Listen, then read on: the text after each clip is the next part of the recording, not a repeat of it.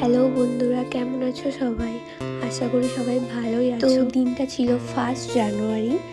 ভাবলাম সেই তো সারা বছর কাউতালি মেরেই বেড়াবো, তার উপর আবার না জেনেই কতই না পাপ করে ফেলবো তার নেই ঠিক।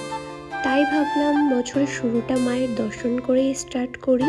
তো যেমন কথা তেমনই কাজ। দেরি না করে তাড়াতাড়ি উঠে দোকানে চলে গেলাম মাকে একটু ঘুষ দেওয়ার জন্য, যাতে সারা বছর সামলে নেয় আমাকে। তারপর স্নান করে রেডি হওয়ার জন্য চলে এলাম।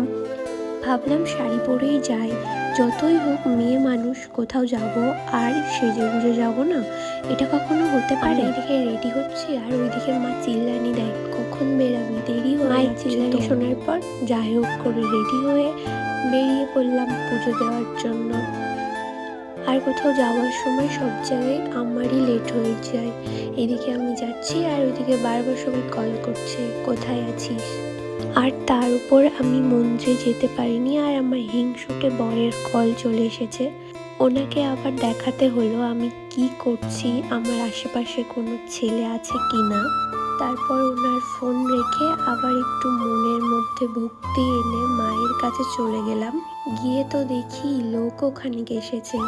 তারপর ভাবলাম আমার মতন পাবলিক অনেকেই আছে, আমি একা না। ব্রাহ্মণের থেকে তিলক কেটে মায়ের মুখ দর্শন করে চলে এলাম আর একটু পাপ খণ্ডাতে। মনে মনে এটাই ভাবছিলাম, শুধু মাকে বলে যদি কাজ না হয়। তাই চলে গেলাম নন্দীর কাছে। নন্দী বাবাকে বললাম আমার ভোলে বাবাকে যেন একটু বলে দেয় আমার কথাটা। তারপর ভাবলাম এতেও যদি কাজ না হয়, নন্দী বাবা যদি ভুলে যায় বাবাকে বলতে। আসলে চোরের মন পুলিশ পুলিশ, জানোই তো। তাই নিজেই বাবার কাছে চলে গেলাম। বাবার সাথে মনের কথাটা বলার পর মনটা একটু শান্তি পেল। তারপর কিছু ফটো তুলে বাড়ি চলে এলাম।